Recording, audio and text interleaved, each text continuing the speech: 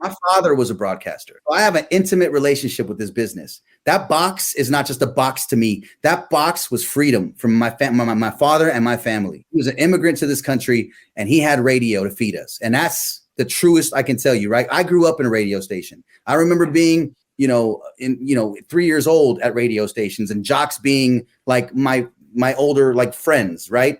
Radio, who's in charge now are people who came up on the music side. Yep. And we don't need music people right now. We need content people. We need actual producers. We need the creative back. We're now putting DJs, right, in positions of management in radio. And it's like, okay, but why would you do that if all the research is showing you that music is not why they come? So to me, you're going backwards on this, right? That doesn't make any sense to me. And again, like, this is my opinion, but it's my opinion based on a whole lot of information. You know what I mean? Like a whole lot of research from all different types of people, from Coleman, from Jacobs, from all these different companies that come out. Like, do you read those articles? Does people read those articles? Right? Because like it's so much. There's so many gems. It makes you wonder, because I feel like they don't. Who's teaching our talent to create, formulate, and execute content? The data says, right, that 11 o'clock and other parts of the day, there are simply more people listening, right? There's more people around. It used to be that mentality of morning radio. Look, I get it. Trust me, I was a morning guy. That's what I wanted to be when I was a kid. I wanted to be a morning radio guy. But that's not where it's at anymore. Like, I mean, yes, it's important. Absolutely. Extremely important, but not necessarily. The reason it used to be important is because that's when most people were listening. Most people were on the roadway. Most people were up, starting their routine, taking their kids to school, all of that stuff, right? Commuting, all that kind of stuff. Well, that's now changed since COVID, right? So it's no longer, 6 to 10 a.m. is not. Of course, it's prime time. Yes, you want that audience. That audience is absolutely important, right? But 11 o'clock is prime time now. And so what are you doing? What are you doing at 11, right? So my thought process is that you need to now offer something more than what you offer usually after 10 o'clock, which is, no disrespect to nobody, but liner jocks, right? 100%. This is, did you hear what happened to Kim and Pete? You know what I mean? Like that stuff, right? So do we have to rethink that? And so if we have to rethink that part of it and add more content, meaning, have it more of an entertaining experience, because remember, there wasn't as many delivery drivers and Uber and Lyft drivers back in the day. When you used to talk about midday shows, no disrespect, I'm not saying this was my opinion, but you're talking to the gals in the office, in the nurse's office, right? You're talking to the dental assistants, you're talking to those gals, right? And so, right, like, so then, that has to change, right? Because, those gals, want more, one, because they're not being spoken to, on the radio anymore as far as content creation, right? But also, those gals are in cars driving Lyft, Uber Eats, like Grubhub, Amazon. If you want to be on the radio, don't attach yourself to the mindset of, I want to be a morning show, or I want to be an afternoon show, or a night show, or a midday show, because at some point you just have to be a show that creates moments that fit in between music, that speaks to a particular lifestyle / audience. That's it. It's very simple when you look at it like that. And you make it sound so easy. It's almost common sense at first, right? Like, before, when radio was king, it was TV, radio, print, right? Radio was huge because, it's accessible, it's free. But on top of that, like, you didn't have much. You didn't have any internet for music to be on. So you went to the radio for music, right? And because there was no internet and there was no like local apps and local websites and whatnot about what's happening in the community, radio was your only way. I remember when I was a kid, I used to listen to radio to find out when the Ice Capades were coming, when like Disney on Ice was coming, or when the Ringling Brothers and Barney, and that's what radio was. It was like, hey, guess who's in town this weekend? Guess what club is popping this weekend? Guess what event is going down? There's a parade. Did you know about that? But nowadays I can get that here. Yep. So if I can get information here, I also can get music here. And I make this, you can get music anywhere. You can get it on elevators and in bathrooms, and you can get it, and it's everywhere. Coleman Research did a study like last year that said 6 out of 10 people come back to the radio for personalities and not music. And common sense is that makes sense because music is on the internet and it's everywhere. You can get it. I wanted to hear a song by Lighter Shade of Brown, which is an obscure West Coast Latino rap group. And I just went on Apple Music and I typed in Lighter Shade of Brown and boop, boop, boop, boop, boop, boop, boop, boop. I was like, this is dope. So my point is that why would I go to the radio, right? And then on top of that, people would go to the radio because they wanted to hear the DJ say, what is the good new music? What is the good stuff, right?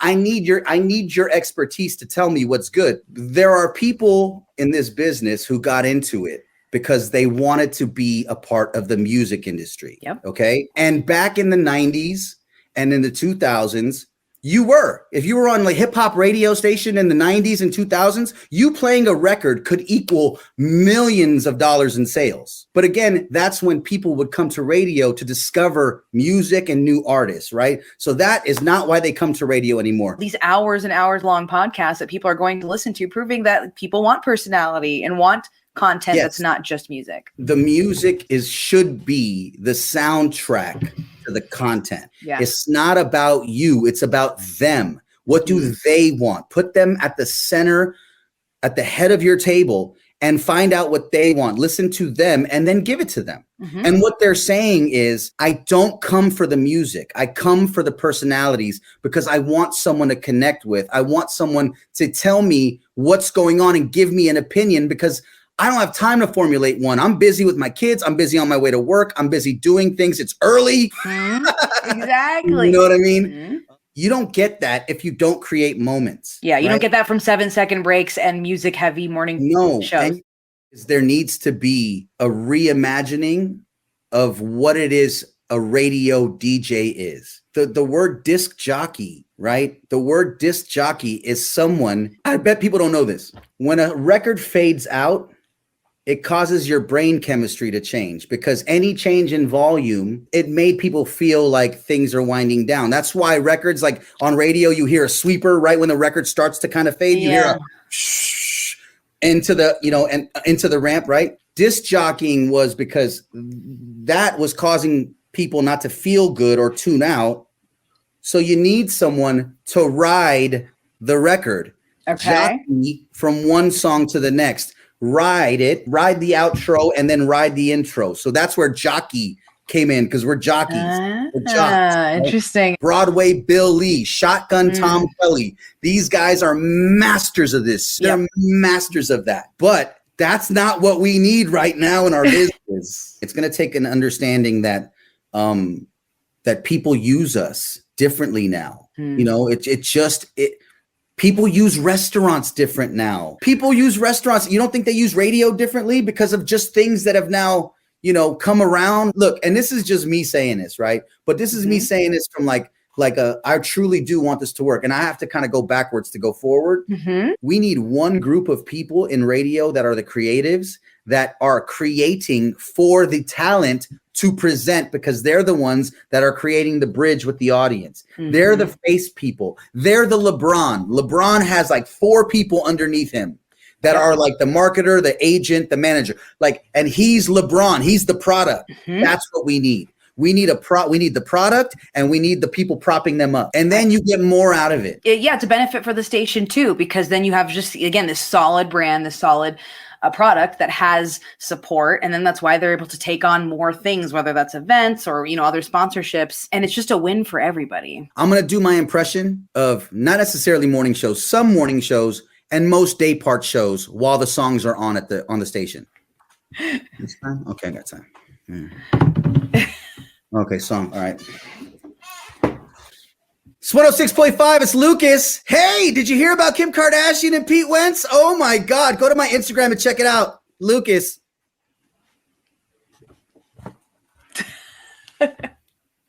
Look, Facts. I mean, they're facts. I know. I know. I've been there. Trust me. Now, this is also what I will challenge, managers and people who are in local radio, right? They don't need to be in there the entire 4 or 5 hours. If you told them, give me the best content you can, and they used 2 hours to write and then another hour recording and producing and then uploading, they don't need to hear the songs. Yep. They've heard them, because this is what you breed when you do that. That's what you breed. Yeah. You think I'm going to have Nick Cannon in a radio studio for 4.5 hours? You know how much money he can make in 4.5 hours? Do you know how much video content we can make? Do you know how much creativity we can have and do, and not just sit there like this, looking at the thing? You know what I mean?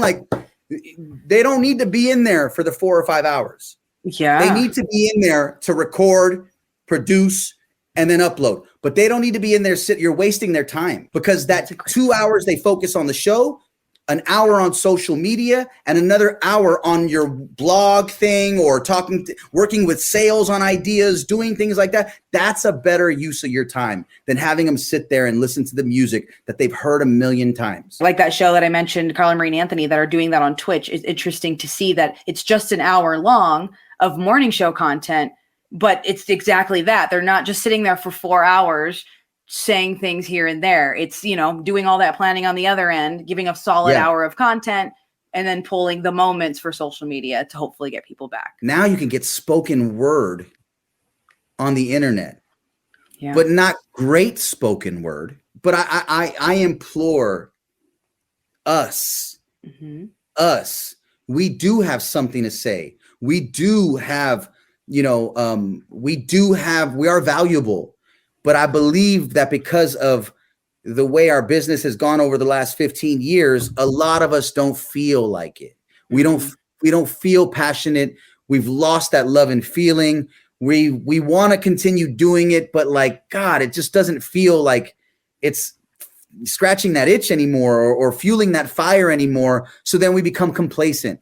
I need everybody to stop being complacent, because we need to give them something better, right? And I'm not judging anyone. I'm not saying your show is bad. I'm saying that if any of this is happening in the studio, you're not doing the job. You're not doing them a service. You're just filling a spot, and there's someone that's hungry that wants to do that better than you or more than you, and wants to put in more time.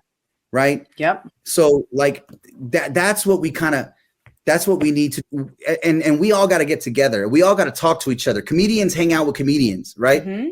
Improvisers hang out with improvisers. Race car drivers hang out with race car drivers. Racists hang out with, anyway, my point is we got to all start collaborating, and I'm saying we got to be a collective, right? Collaboration, not competition, because we all have to be better. I want everybody to understand, we need to all work together. For this to truly succeed and grow and be, we all got to work together, and we got to share information. Here's what's going to happen. It's only going to keep going in the direction of people not coming to us for music. It's not like all of a sudden Spotify and Tidal and everything else is going to go away. They're going to just continue to expand, and they're also going to expand into the metaverse. So radio is going to be a destination for information.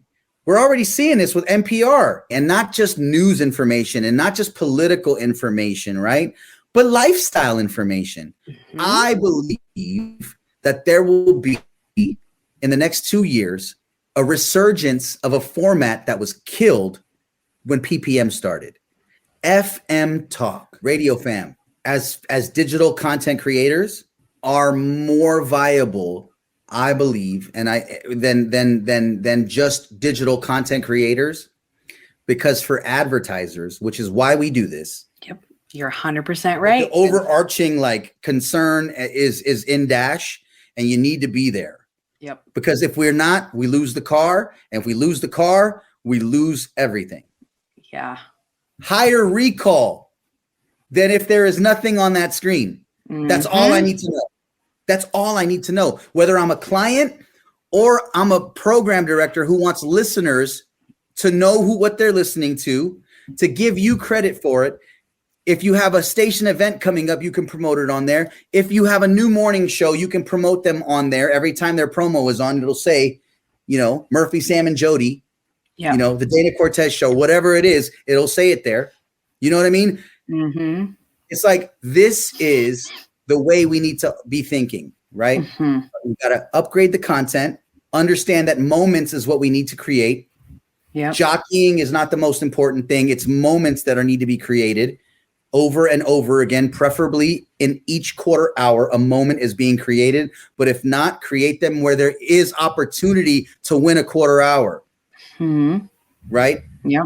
Because you're now giving them something. You now serve a purpose. Give the listener or your audience member something of value, and that can be humor. It can be learning something. It can be, but let them be able to walk away with something. And here's the last little thing. Enough with the crabs in the barrel. Enough with the crabs in the barrel. Okay. When radio stations in top 5 markets are offering you $28,000 to do nights and then telling you, but you're going to make it up in endorsements, you don't want that job. Because you taking that 24, it means that someone else is getting screwed, right? Yep. And it all rolls downhill, because if they can get you for 28 and they can get 24, they can get somebody else and offer them 20 and be like, yep, Lucas is taking 24. Do you understand what I'm saying? How it trickles down, and it's all, and if you take 24 and you're not just fresh out of college, been in this game for like 10 years and you took 24, you're out. Yep. Because it's a disservice to everybody. 100%. I know a few people that agree very passionately about what you're saying. They're not going to give us what we're worth. They're going to give us what we'll take. And by the way, those decisions are not made based on love. They're based on ego, because you've attached yourself to being on the radio, and you need that. Because being that is better than just being yourself. So I say, get out of this business, go work on yourself, go heal yourself, realize that you're an amazing being and that you should love yourself. The more you love yourself, the more the world and the universe will love you. And then come back to radio, because then you have something to say. 100% right. I love it. And said a word. Hey, I did it finally after an hour and a half. No, but I love what you're doing. Great Thank you for doing it. We're absolutely going to work together. You know this, right? Yeah. Oh, totally. You're going to hear first, folks.